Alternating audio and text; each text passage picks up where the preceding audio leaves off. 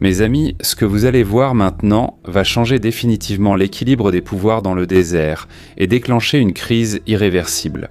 Aujourd'hui, nous sommes le 11 juin 2026 et le système géopolitique mondial vient d'entrer dans un état de panique absolue et d'effondrement irréversible.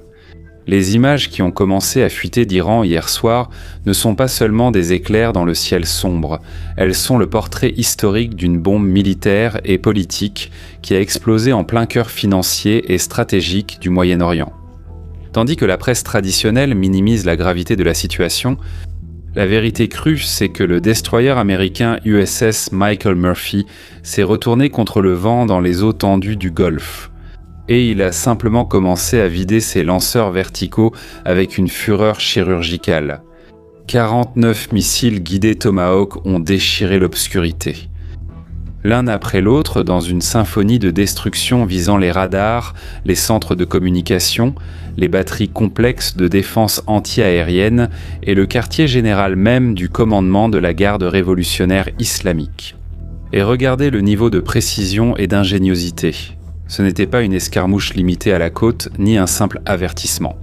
Les armes de précision américaines ont défilé impunément à travers toute la carte iranienne. Elles ont frappé Karaj, Nazar Abadi, Peshav, le sud-est de Téhéran, Bandar Abbas et les infrastructures critiques sur l'île de Kesh et dans le détroit d'Ormuz. C'était une décapitation simultanée à l'échelle nationale pour la deuxième nuit consécutive. Le cerveau de la défense iranienne a été anéanti avant l'aube.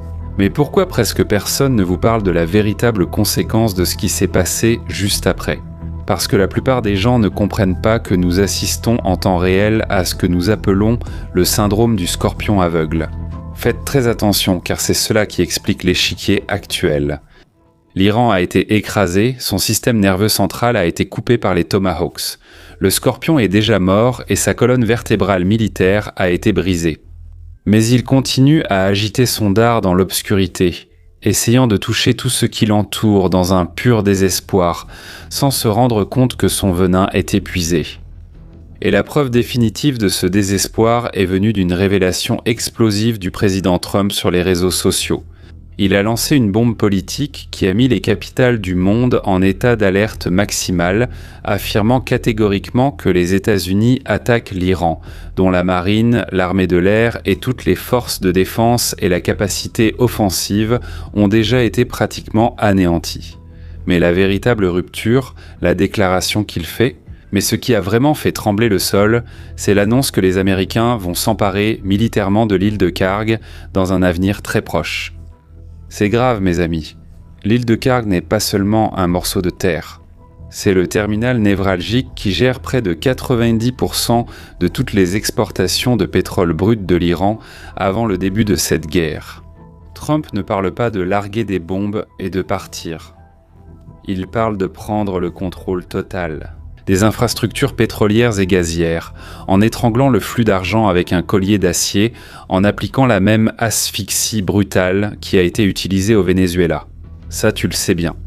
C'est la coupure de la jugulaire financière d'un régime qui dépendait de 500 millions de dollars par jour pour financer le terrorisme.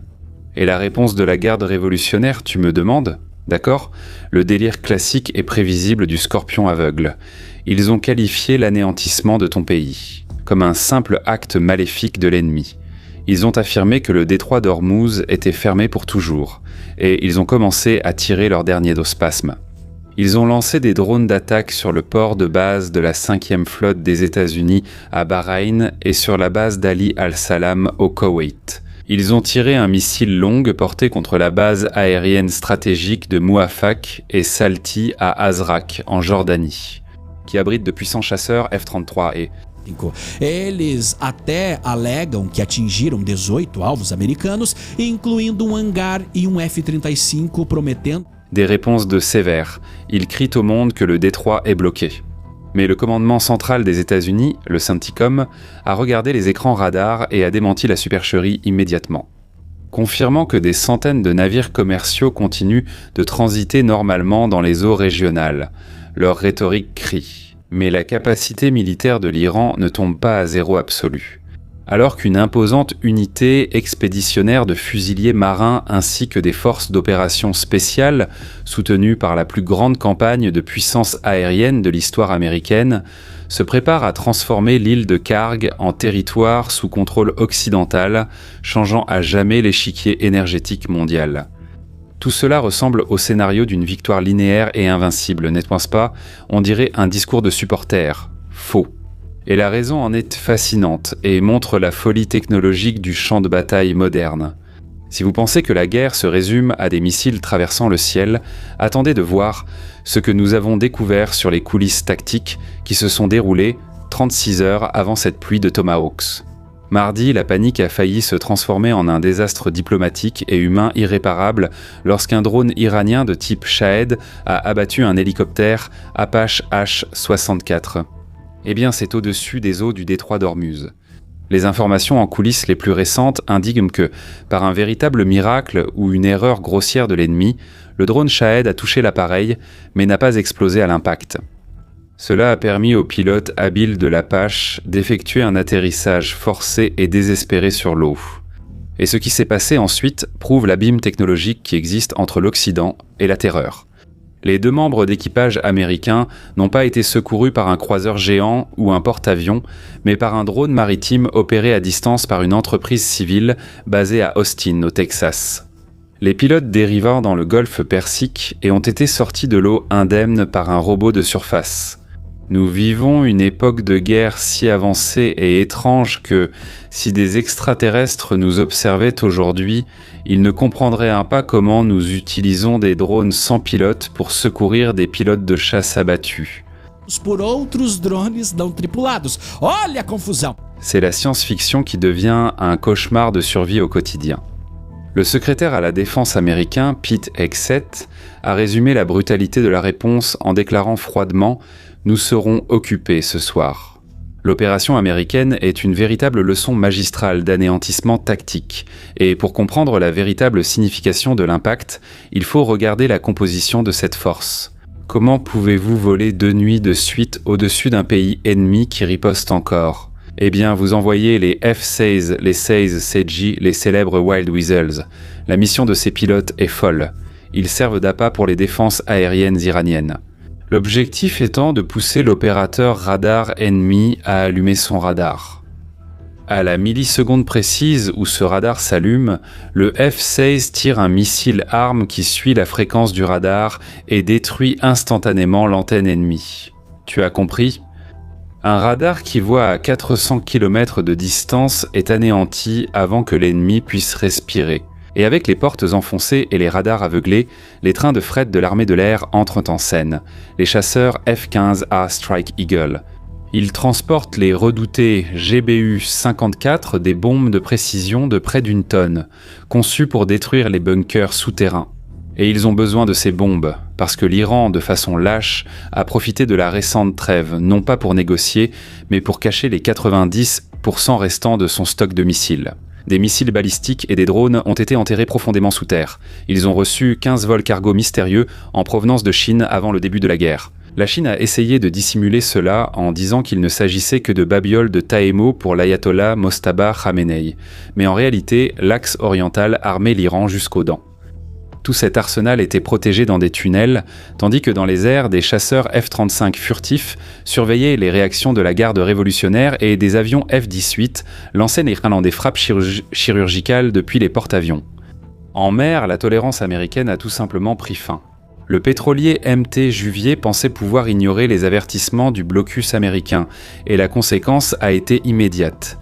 Il a reçu 2 missiles Hellfire directement dans la salle des machines. C'en est fini de l'audace du régime. Et voici le point névralgique, mes amis, la vérité brute que la presse internationale omet par lâcheté. L'alliance de l'Iran n'est pas un gouvernement légitime, ce sont une mafia qui a pris une nation en otage. Ce sont des parrains du crime organisé qui font régner un état de terreur. Les bureaucrates au visage amical qui sourient à l'Occident, comme le président Pezeshkian et le ministre Aragash, sont des marionnettes sans réel pouvoir. Ils ne peuvent pas signer d'accord de paix. Ils n'obtiennent même pas la bénédiction du général Salami et du haut commandement de la garde révolutionnaire. Et cette garde, dans sa folie, ne veut pas entendre raison. Ils exigent l'impossible, ils veulent des réparations de guerre absurdes, ils veulent l'expulsion de tous les Américains du Moyen-Orient et surtout, ils veulent le droit illimité de développer leur programme nucléaire. Leur tactique était de simuler un intérêt pour la paix, gagner du temps, reconstituer 10 000 missiles balistiques et 10 000 drones, puis utiliser cette puissance de feu comme barrière pour protéger leur véritable objectif, la bombe atomique. Parce que dans l'esprit de ces extrémistes religieux, la seule façon de maintenir leur régime oppressif au pouvoir est par la menace nucléaire mondiale. Ils croient avec un fanatisme maladif qu'ils sont des milliers de dieux sur terre. Et toute force qui s'oppose à eux lutte contre le divin. C'est avec ce récit pervers qu'ils ont commis des crimes contre l'humanité, massacrant et exterminant sans pitié le peuple iranien lui-même. On parle de 40 000 citoyens tués, et même si les chiffres les plus prudents indiquent 5 000 assassinats rien que ces derniers mois, le bain de sang provoqué pour faire taire l'opposition est indéniable et impardonnable. Négocier avec le régime iranien actuel, c'est comme essayer de dialoguer avec des terroristes suicidaires tenant la goupille d'une grenade. Sun Tzu, dans le génie de l'art de la guerre, a toujours enseigné qu'un brillant stratège doit offrir à son ennemi une voie de sortie, un pont d'or pour qu'il puisse battre en retraite en sauvant la face. Et c'est exactement ce que l'administration américaine a essayé de faire. Ils leur ont donné l'opportunité de venir à la table des négociations. La garde révolutionnaire, dans sa superbe, a rejeté la table des négociations. La réponse de l'Occident a été sèche. Si vous ne voulez pas discuter, alors prenez ces bombes. La conséquence de cette erreur de calcul iranienne va redessiner l'économie mondiale. L'Europe, qui pendant des années a agi de manière douce et complaisante envers l'Iran, poussée par des accords énergétiques obscurs où même le Royaume-Uni profitait silencieusement, prélevant de petites parts sur les contrats à terme du pétrole blanc qui traversait le détroit d'Ormuz, elle voit maintenant le scénario changer radicalement. Avec les États-Unis se préparant à prendre l'île de Kharg et à assumer le contrôle définitif du terminal, qui dicte les règles du marché pétrolier iranien. L'Europe n'aura pas d'autre choix que d'abandonner sa sympathie voilée pour l'ayatollah et de revenir, à genoux, à un alignement total avec les États-Unis. C'est la géopolitique la plus brute qui s'écrit avec le feu et l'économie.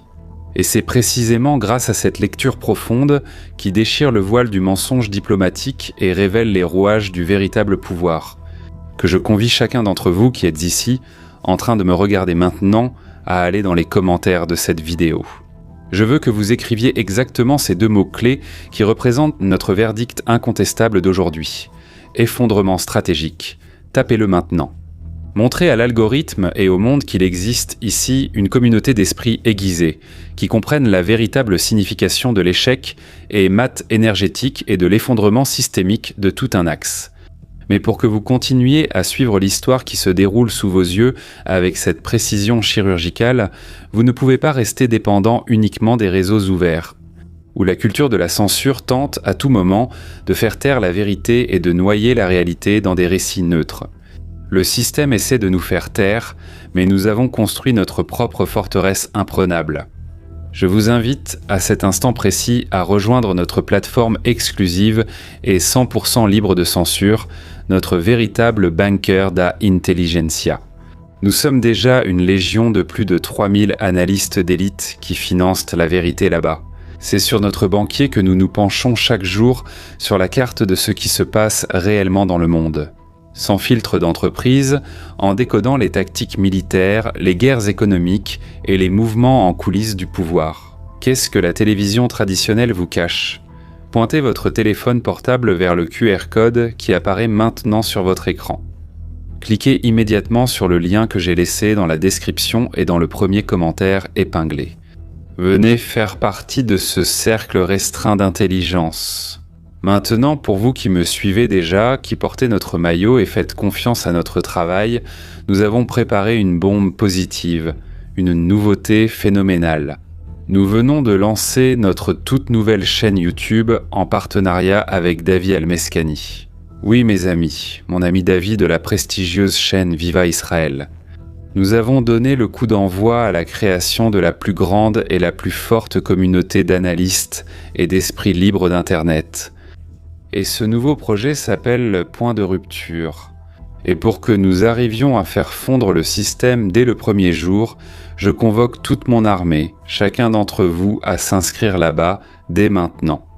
Nous avons besoin de votre aide pour atteindre l'objectif historique de 100 000 inscrits en seulement 30 jours. Alors maintenant, je vous laisse la fiche à l'écran, le lien dans la description et dans le premier commentaire épinglé. On va montrer la puissance de notre communauté. Maintenant, pour vous qui perdez des heures à essayer de trouver un bon programme sur Netflix, une bonne série sur Amazon, j'ai résolu ce problème. Nous avons créé une chaîne de séries et films avec des recommandations précises en filtrant la culture woke et les pleurnicheries, et nous vous prévenons s'il y en a. Alors vérifiez le lien dans la description, dans le premier commentaire épinglé et dans la carte qui va apparaître de notre chaîne d'analyse de séries et de films. Je vous attends là-bas. Maintenant, le meilleur moment de notre discussion d'aujourd'hui. Abonnez-vous à la chaîne, activez la cloche des notifications, laissez un like sur la vidéo parce que ça demande du travail à faire. Mélangez votre esprit. Je suis Shimon Oliveira, à bientôt dans la prochaine vidéo.